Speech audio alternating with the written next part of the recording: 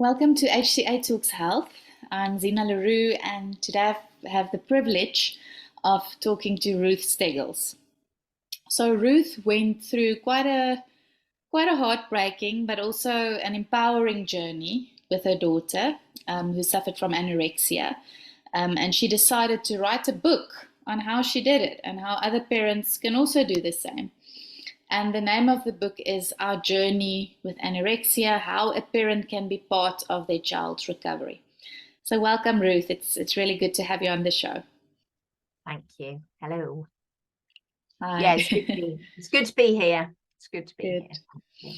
So Ruth, what I often see when looking at children with anorexia is, unfortunately, sometimes the parent is the last one that the child wants to have part of their journey. Right. And so I find it quite inspirational that you were able to be let in that way, and also that you've written this book to help others out there in similar situations. So I want to just start by thinking a little bit or hearing from your side what it was like. So just tell me about the very beginning of all of this. What was it like for you when your daughter was first diagnosed? So I just want to take that back a step, actually, because I hear what you're saying about it's really possible that a child suffering with an eating disorder, and what I talk about today can cover both. So our daughter had anorexia, but eating disorders can be a whole variety of things. So yeah, anorexia is our experience, but I think what I share today is relevant across the board. And I think as a parent, you are involved when your child has an eating disorder, because one of the fundamental things about being a parent is providing food and shelter for your child.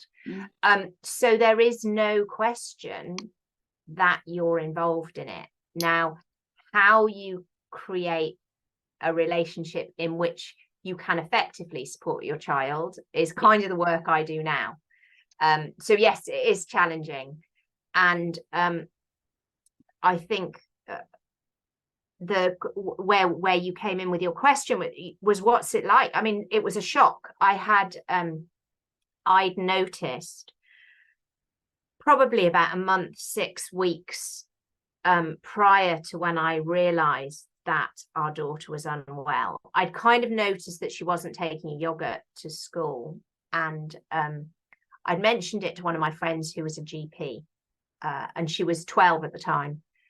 My daughter was 12 at the time, and I mentioned it to a GP friend. She said, "Oh, don't worry about it, don't worry about it."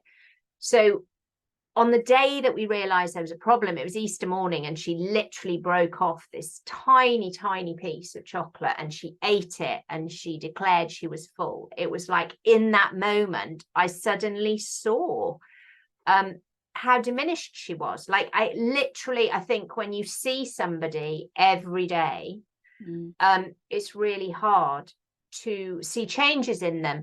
And, somebody around that age, as I say, she was 12, there's bodily changes going on anyway. So it was just a complete shock. It was a complete shock. I'm ashamed to say, I had this opinion that this sort of thing didn't happen to people like us. I mean, I can laugh about it now, because eating disorders can happen to anybody, anywhere, at any time of life. And they're nobody's fault. But it was a shock. I wondered what we'd done wrong. I blamed myself. I felt guilty. Yeah, it was a pretty, and it was really sudden. So it was a pretty grim period of time. You mentioned that you blamed yourself. Do you think that this is it quite a common reaction for parents? Yeah. So the parents I work with and parents I speak with, I think it's really normal to go, what have I done wrong? How? And it's bizarre, isn't it? Because if our child had cancer or broke a leg, we wouldn't be going, oh, what have I done wrong? Why has my child broken a leg? Yeah. Why has my child developed cancer? Yeah.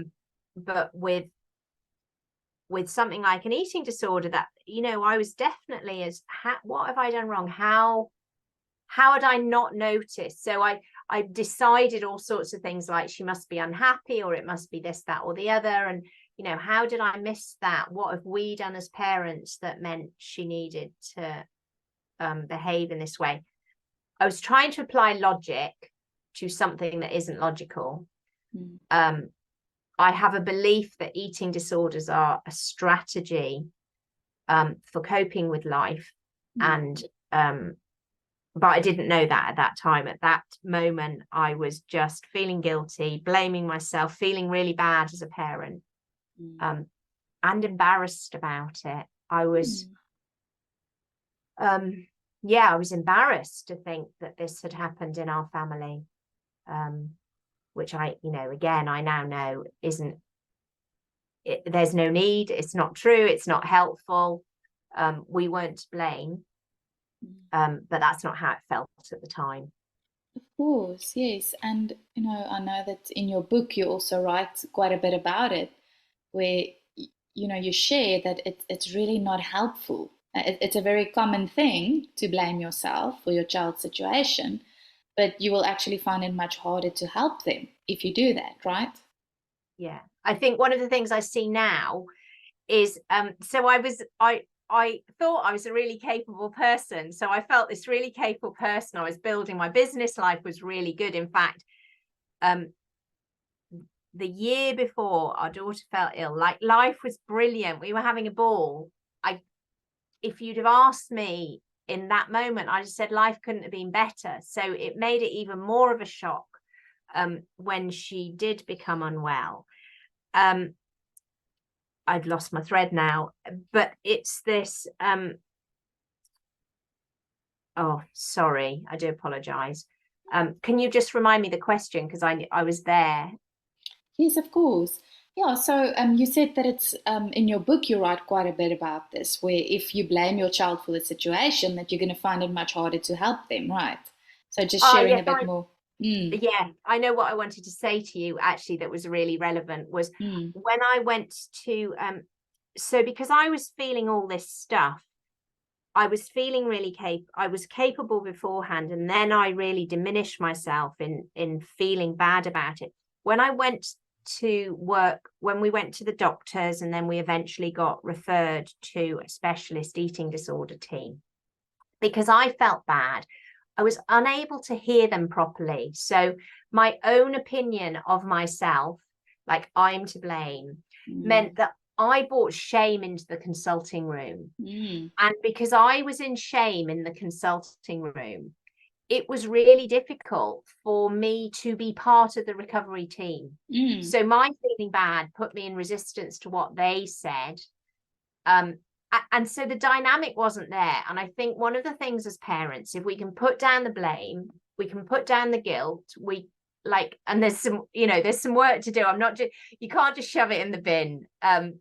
There's some, you need to spend some time with yourself in order to feel what you need to feel and process the stuff. But actually, when you recognize you're not to blame, but there is this problem going on that you can be responsible for, then you're able to become a team player. Then I was able to become a team player. And in that space, once I'd not forgiven myself, because there's nothing to forgive, but once I'd cleared out all this nonsense that I was talking to myself, that I truly believed that I was to blame, once I'd put that aside, then I could be part of the recovery team. I could be part of how I supported our daughter, and I could make a difference. And that's actually what your daughter really needed, right? To be in her team. Yes, absolutely. And for me, because I was in defense, so what happened in my blame, I was in defense against the medical profession. And so what made a difference to me was reading a book by another parent who said, so another parent told me, you're not to blame. and you can be part of your child's recovery. And that permission was what made the difference, and allowed me to go, okay, so I wasn't the problem. We as her family weren't the problem. There wasn't a single problem. We can talk about that a little bit later, but I can be part of the solution. I can be part of what supports her to be well again. Yeah. So you also mentioned embarrassment, right, and shame. Yeah. So what did you think were going through other people's minds when they were observing you with your daughter? I mean, it's funny, isn't it? Because, we all think that other people are watching us all the time. And the truth is that everybody else is far too busy with their own stuff to notice what's going on for us at all. But I think whenever we feel embarrassed or shame, we think that other people have opinions about us. And I did have, to be fair, a couple of people who I thought were friends actually said some really crass stuff. So I had one person who I thought was a friend saying, I blame the parents. Oh. And then somebody else telling me that she'd heard that people with eating disorders had eating disorders because they had controlling parents. So, there's this myth out there.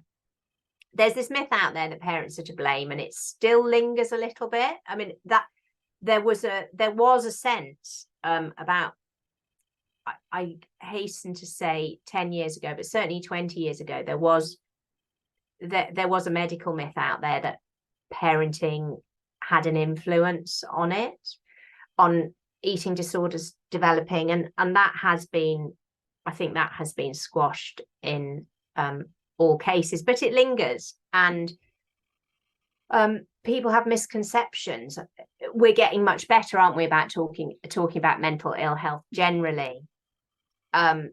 Not everybody recognizes eating disorders as mental ill health. They are mental ill health. The food is just a symptom. Whether people are overeating, undereating, binge and purging, whatever the strategy around food is, it's merely a symptom of an unhelpful strategy, stuff that hasn't been working for somebody. Yeah, you're right. It's a coping mechanism, right, to try to deal with life. But do you have any idea, so looking back throughout this whole journey, do you have any idea what triggered it? Or do you feel like there were many elements that played a role? I think I'm of the opinion that there are usually many, many elements. I suspect there aren't many people who can go, it was that one thing. I mean, I can see in our daughter's life all sorts of things that laid the foundation for it. So our kids knew, I'm quite obsessive about food. Our kids knew from the age of 5 whether they'd had their 5 a day. Like, they knew whether they were eating their veg or not, and that it mattered to me that we had a balanced diet. So healthy food, and I use the term loosely because it's a difficult thing to get into when we're talking about eating disorders, but I had opinions about food. And so that was one of the things. And I want to say here, because it kind of goes into the blame thing. So I do not blame myself in any way. And there were things in our family that created conditions in which to lay the foundations for this happening. So that was one of the things in the background. Some of my attitudes, I as a mum labeled food as good and bad. I think, like, there was stuff that it was okay to eat and stuff that it wasn't okay to eat. So there was that in the background. And then a few things at school, a teacher talking about how she wasn't very good at sport, the dental nurse telling her when she had her braces put on that she didn't want the boys to see food in her braces. So she stopped eating in that way. Then she started losing weight. We have this feedback cycle in our society. When somebody loses weight, we praise them. So there was this positive feedback cycle about losing weight. She started running and found she was really good at it. So again, we had this really positive feedback and all this praise going on about that. So we got into this habit, this spiral, that got completely out of control. So none of those things on their own was negative. Like none of those things was wrong on its own, but you get them with somebody. She's a high achiever, quite a perfectionist. Like if she's going to do something, she's going to do it really well, which is not untypical. So yeah, it wasn't one thing. And I just want to say, because people listening to this might have really different circumstances, so there are some common themes, but different people will have a different group of a different group of contributory factors, I think. So you mentioned the word perfect or perfectionist, right? And I know early in the book you actually describe your daughter as, the perfect girl, right? She did everything right. She had good grades, all of those things. But later on, you kind of go back to that, and you mention that it's maybe a bit of a dangerous word to use in this context. Can you tell us a bit more about why that is?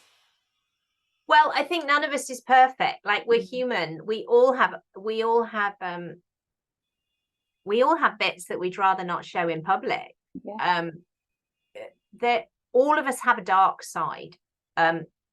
Whatever's on the outside, all of us have a dark side. And I think there's just so much weight put on perfect. I mean, I feel it's one of the downsides of social media is the fact that we're airbrushing things. You look at a magazine, there are very few photos in any magazine where they're photos that look like the people were actually there at the time.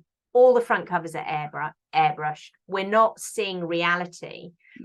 And I think for me, perfection isn't reality. And I think when we're striving for that, it's just not helpful. We're striving for something that is unattainable and leads to a lot of unhappiness. And I have lots of opinions about the pressures on young people to conform and be a certain way and look a certain way and have these certain shiny lives. And I think for me, the term perfection is in there. When we can embrace people fully for everything they are and everything they're not. We all have strengths, we all have brilliance, and we all have stuff that we're not so great at, and that's okay. Yes. Yeah, it's that striving for the unattainable perfection that causes a lot of suffering. And I think it also, like, many people don't want to show up as their authentic selves exactly because of that. It's like, but of course there are lots of parts that are not perfect. And it does seem to cause a lot of suffering, unfortunately. So Ruth, you decided, so after this whole journey, you decided to write a book, right? So what was your aim in writing this book? That's really interesting. Somebody told me it'd be a good thing to do, I guess. And I was coaching. I was a life coach, and I worked a lot in the well-being field. And somebody said to me, "Why aren't you coaching parents who have a child with an eating disorder?" And I kind of went, "Oh, because I don't know anything. I wasn't recognizing my own skills and my own expertise." And I think the book was, I think partly it was cathartic for me to go, so what did we do? I needed to capture what happened. Because I had people asking me about the experience. So it was describing our experience. And then in the process of it, I was kind of going, okay, so if I can make a difference to one person, then it's worth writing. It had made such a difference to me hearing another parent speak. So I'd read loads of books. Like if something doesn't work in my life, I will go and find a book on the subject and I will read the book. And that's how I've done life. So I'd read a lot of books, and I'd read a lot of books written by clinicians for clinicians, but they had no idea what it felt like for me. So they told me what I should do. They told me that anorexia, that people die of anorexia. They were telling me that I need to take it seriously. I knew all this stuff. Like, I didn't need to be told to take my child's illness seriously. And when I read them, I felt wrong. Like, that it was really hard to hear what they had to say. And then I read this book by a mum who said, this is really hard. This is really hard. And here are a few things you can try. And I felt heard, and I went, oh, so I can do something. Like, I'm not bad. I'm not wrong. I can make a difference. And I wanted other people to know that too. Like, I wanted to know. I wanted to say to people, you're an amazing human being. It's really awful that your child is in this place, and you can make a difference.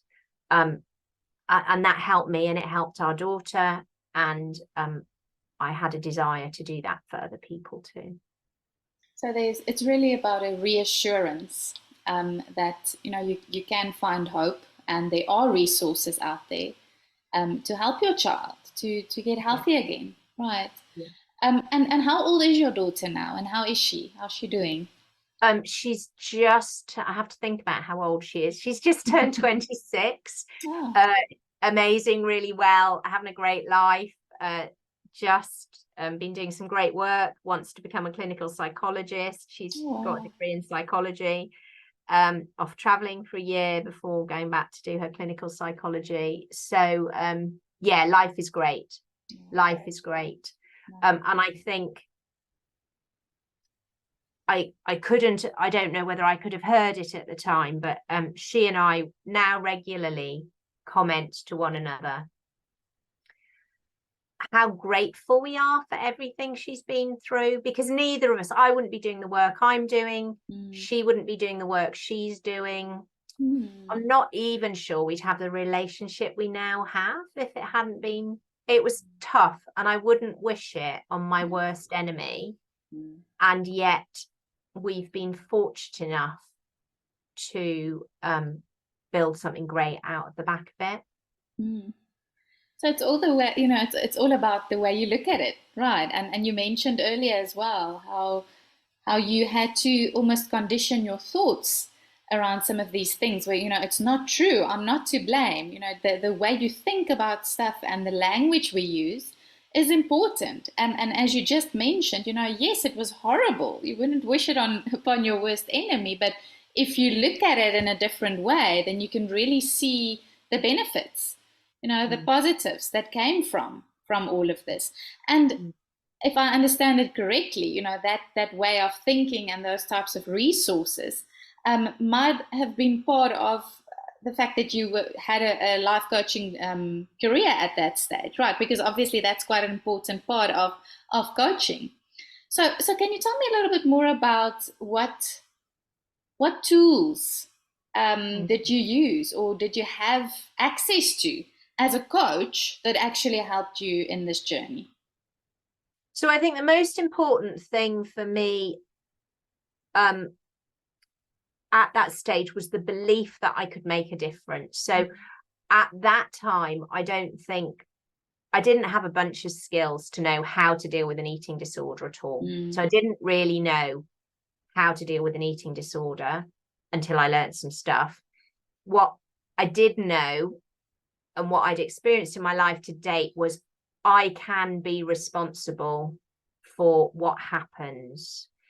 So I learned, and then at the time, because this is going back a decade now, and at the time, the term neuroplasticity wasn't in the general public. Like nobody was talking, like there was this idea that your brains developed and then they were set.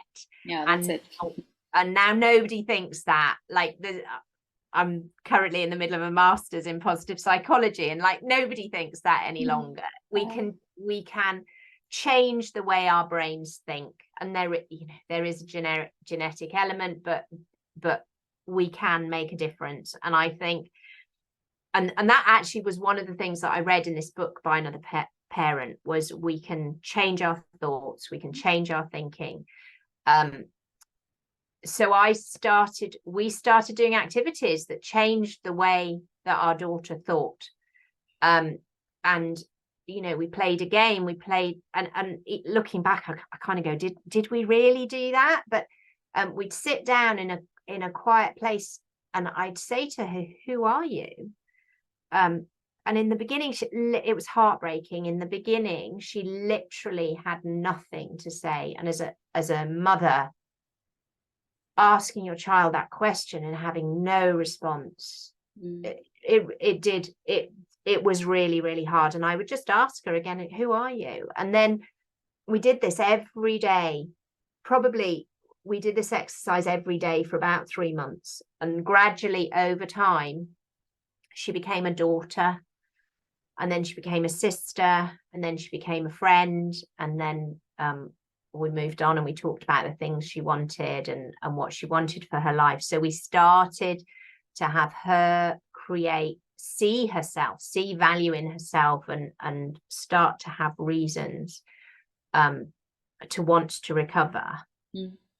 And an eating disorder is so dark, it's so hard, to have your child literally wanting to starve themselves, or literally not being able to eat. It's not deliberate, they're not being deliberately awkward or deliberately hard, but it's incredibly difficult for them to eat. And that's a really hard thing to cope with.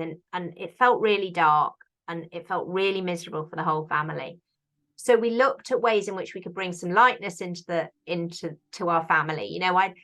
We watched a whole load of really rubbish movies just so that we could bring some laughter in.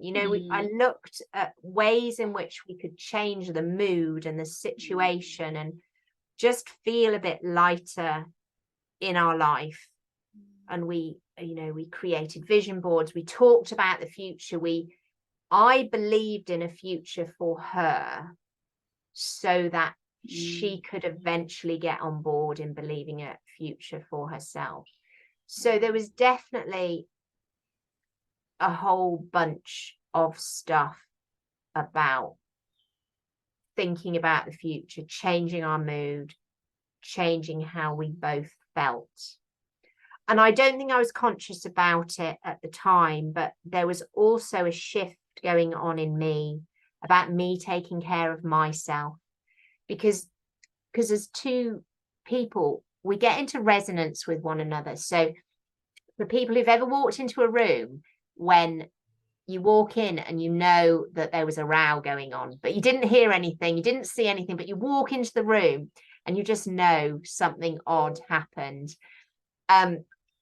So we get into resonance with other people. And in the early days, the resonance that was happening in our household was that the eating disorder was leading the way. So the eating disorder was harsh, and it was miserable, and it was very definite, and it all felt really dark. And as I started to find my feet and my confidence and to take care of myself, I then began to be able to lead the way. So rather than it being this aggressive eating disorder, horrible, miserable, unhappy, what's the point, I started being calm and firm and loving. And then that, rather than the family being led by the eating disorder, I started to lead in a different direction, which I don't think I was even conscious about when I wrote the book. But I've seen that in my work now, in that how us as parents getting ourselves right allows us to create conditions in which we lead our child in a different direction. Absolutely. Really taking care of ourselves enables us to show up in a better way, right? And think more clearly Yes. when supporting others.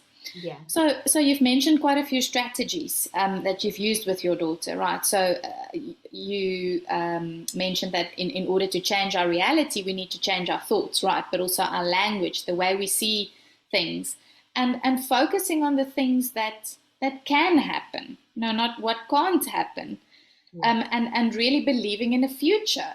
Right, because I think that often on this journey, people, they don't want to think about the future because it's too scary. But you, by creating the vision boards and really asking your daughter who she is at the core, and figuring out what are the things that are important to her, what can she look forward to in future, that's what created hope again, right? Yes. Yeah. And then you also mentioned, or in the book you mentioned, that another strategy that you've used is to separate the anorexia from the child. Can you tell us more about that? Yeah, and this is an interesting one. Our daughter hated it. So I think because an eating disorder isn't logical, and as human beings we want logical behavior. So we might see our child, we were seeing our daughter behaving in this irrational, completely nonsensical way, and us thinking that that's who our daughter was just wasn't helpful. And to be able to call it and say, actually, I think that's your eating disorder speaking right there, meant that we could say, away from the table, we might have a conversation about we might have planned what was going to be eaten in the day, and when she was calm and we were away from the table, it's much easier to make that plan. When we come to a meal time, then her anxiety is really raised and she doesn't want to eat whatever she's agreed earlier. Now, it's much easier to point out that is an unhelpful thought pattern. And if we don't make it about her as an individual, about them as an individual, then that separation can be really helpful. So it is part of them in the way that you and I quite often when I'm teaching, I say to people, do you have a voice in your head? And the rare person who says no, I say the voice that said no is the voice in your head. And it's really normal for, I've got several voices. People can have multiple voices. So absolutely, the eating disorder is a thread in their conversation, but when you can separate it and not make your child, or it wasn't helpful for us to make our daughter bad and wrong. She was, as always, an amazing human being who had this unhelpful strategy playing out that was causing her to be very unwell, and it wasn't serving her. And when we could go, it's that thread, it's that piece that's unhelpful in this circumstance, then it stops us attacking the person. I think it's really important. It meant that we could address the behavior as unhelpful without it meaning anything about her as a human being. Yeah. Yes. So it creates some distance, and you don't have to take that into her identity. Absolutely. And she hated it, just for clarity, she hated it because in her mind, she and the eating disorder for a lot of the time were the same thing. And so it needs to be done with caution, but I think it can be really helpful. Yeah. And I think something else that shows up, as you've mentioned, it's quite a dark thing, right? It's intense, this whole journey. So obviously there are lots of emotions and feelings that are going to come up. And something you also mention in your book is to the importance of acknowledging these feelings and also allowing them. And of course, there are many different methods or ways in which you can do that. But, how would you recommend someone start acknowledging and allowing their feelings if they're not used to that? Yeah, I think it's for some people, eating disorders can be, and I think to a degree this was true with our daughter, she may disagree with me, they are a way of dealing with emotions. So the more emotionally literate we can become, the easier it is. And when I work with parents now, one of the things I'm really, really clear about is we need to do the work first. I wouldn't ask anybody else to do something I wasn't prepared to do myself. So I started learning as a parent to notice what I'm feeling, like to just go, oh, I'm feeling angry or frustrated, or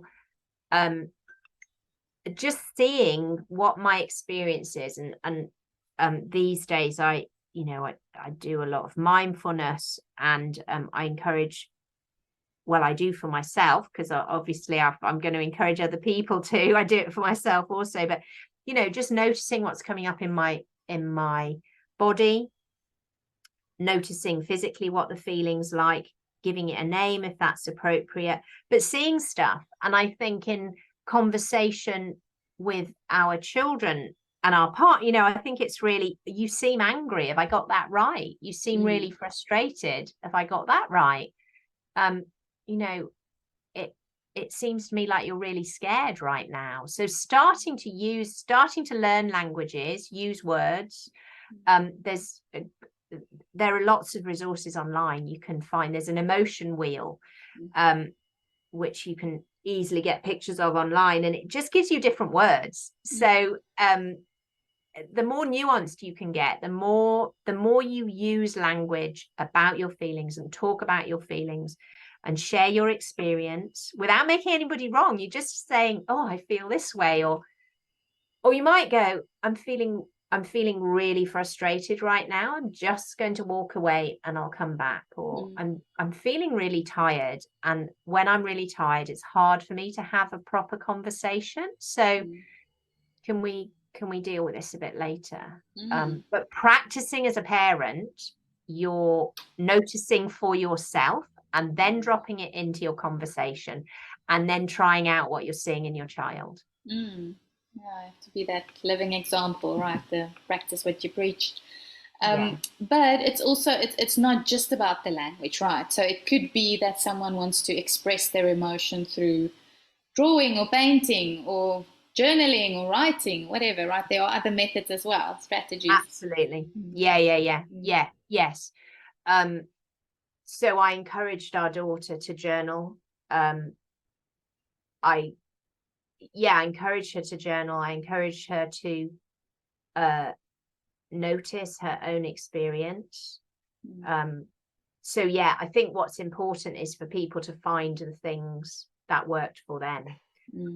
One of the things that's important to me is speaking out loud. Actually, we had a nurse that would come and spend an hour with me once a week, and just speaking out loud to him was so helpful. Just being able to go, it feels this, it feels that, was really, really helpful. So whatever methodology somebody needs, just do that. Just getting it out, right? So it doesn't stay inside. So you mentioned earlier that, of course, I think with eating disorders, lots of anxiety typically gets raised around meal times specifically, right? So can you just maybe share with us some of the helpful conversations, that you had around meal times, and that other parents could maybe also find useful?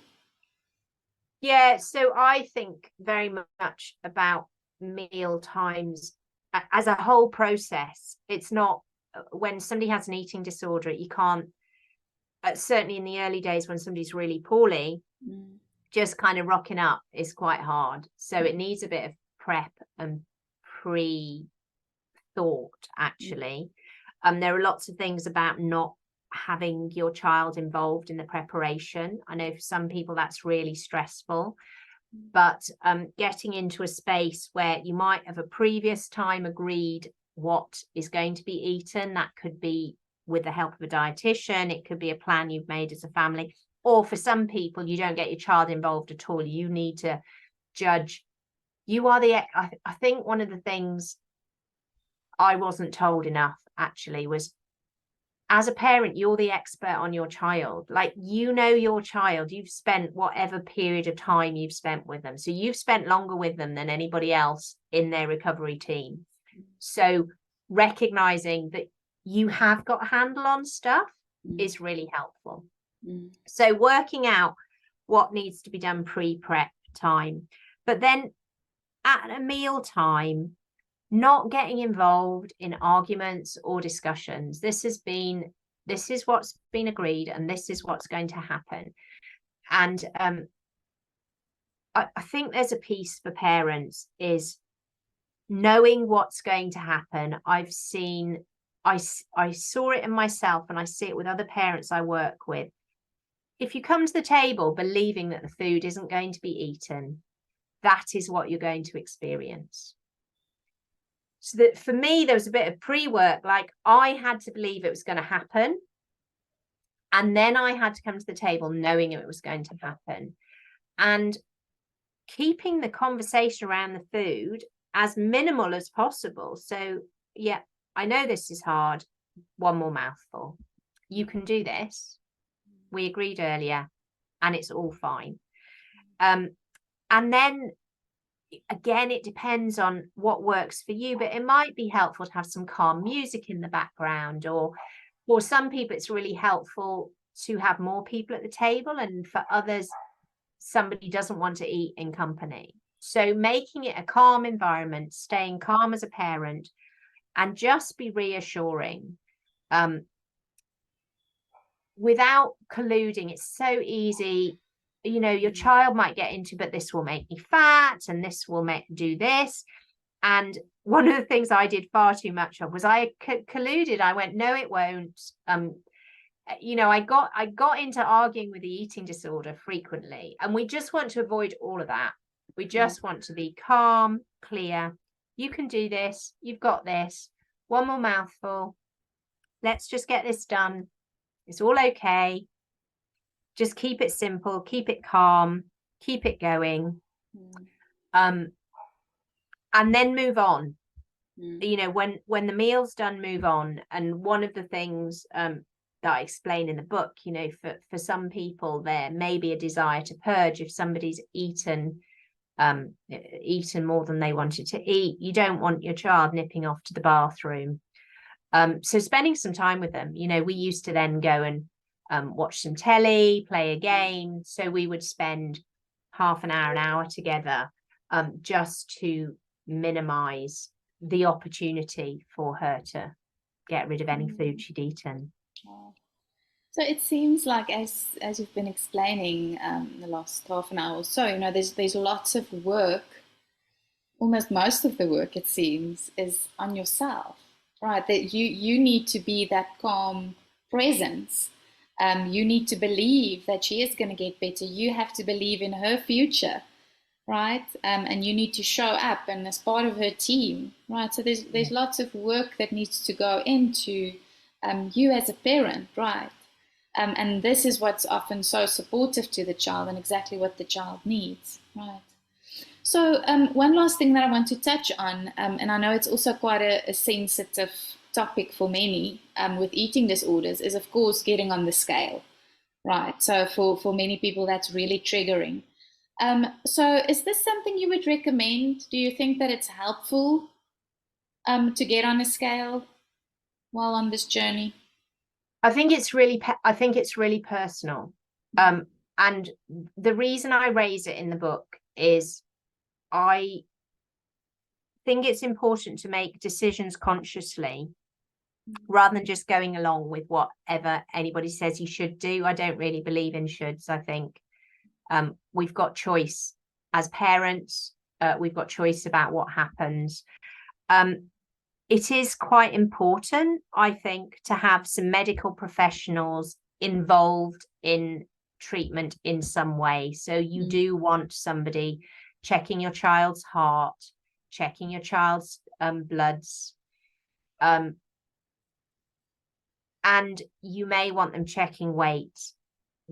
because it is, you know, somebody who's starving themselves, it is serious medically, so you need some care. Now, there are all sorts of ways somebody can be weighed. They can be weighed seeing the results or not seeing the results. You can have this discussion about who gets to see what goes on. And it is a way of showing progress. So theoretically, you see, you'll see any changes in weight. And when we're dealing with an eating disorder, there's a lot of dishonesty goes on, because there's the person suffering has shame also, and doesn't want to be seen losing weight if it's anorexia we're talking about. So there are all sorts of, I don't want to go into the details because nobody needs the details, but there are all sorts of ways in which people can hide their weight. So we're not necessarily getting a proper result anyway. There were all sorts of things I thought our daughter didn't do that at a later date she told me she did do.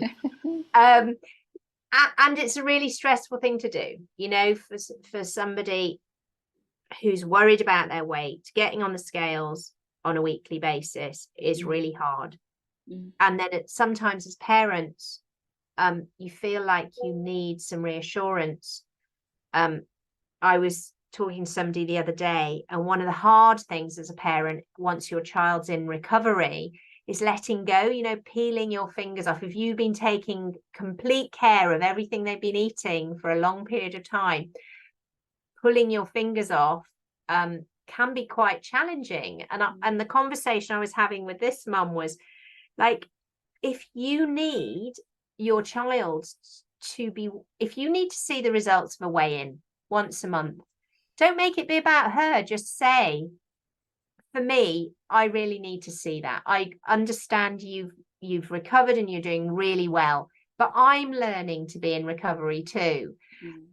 So I think it's about honest communication. It's about finding I don't think there's a dead set thing that you have to do, but I raise it in the book because what I'm inviting parents to do is to talk about it and make a decision and work out what works for you as a family. And you know, it's a conversation to be had with health professionals, and like if your child doesn't want to see the numbers, then make sure that they don't see the numbers. Yeah. So what does your practice look like currently, Ruth? So do you support only clients with eating disorders or the parents of eating disorders? What do you most work with? So I predominantly work with parents who have a child with an eating disorder. So I run courses and then have a support group at the back of that. I do a bit of one-to-one with parents who have a preference to not work in a group. Though there are lots of advantages to not feeling alone in it all. I think that's to be supported. I don't work with children with an eating disorder. I work with a few adults who do. And I also work with people stressed in relationships, because such a huge part of the work around the eating disorder is learning how to communicate effectively, both with ourselves and with other people. So it does translate. But most of my work revolves around working with parents, because, you know, all the literature now, the medical profession are coming into line with what we as parents know. But all the literature says that as parents, we are in the best place to support our child. You know, somebody can go to therapy for an hour a week or 2 hours a week or whatever it is, but an eating disorder is a 24/7 challenge. And it's really, really hard to do that on your own. So if you have some sort of eating disorder, and we've talked a lot today about anorexia, but it might be bulimia, it might be binge eating, whatever it is. You know, we're surrounded by food all the time. Food makes up such a big part of our daily activities. Doing that on your own is really hard. So having somebody who cares for you, holding your hand, just makes life easier. And that's why I'm so attached to parents having the skills they need. I didn't have the skill set. I was plunged into this thing that why would I need to know how to cope with a child with an eating disorder? There's a skill set to learn. And caring for somebody with an eating disorder, if you can learn that skill set and then hold their hand they're going to do the recovery. You as a parent are not going to do the recovery, but you are going to support the conditions that allow them to do the work to recover. That's wonderful.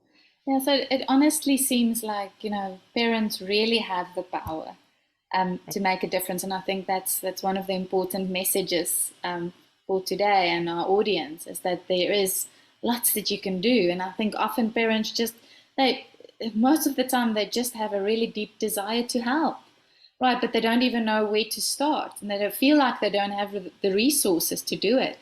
And that's what you're showing them, that, there's lots of resources out there. You know what it feels like. You've been through this. You can, and, to actually the best way possible, you can support your child, almost more so than some of the professionals out there, right?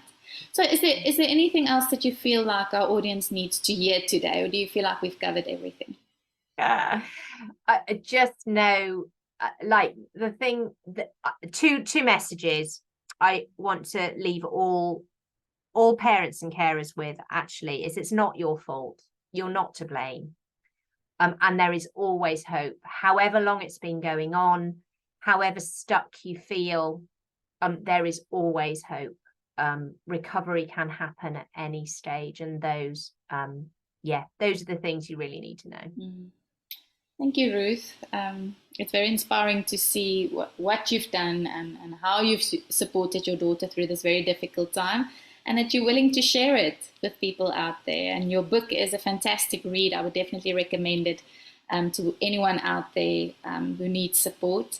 So thank you for writing it, putting in the effort to write a book. I know it's not easy, but yeah, thank you. And thank you for taking out the time to chat with me today.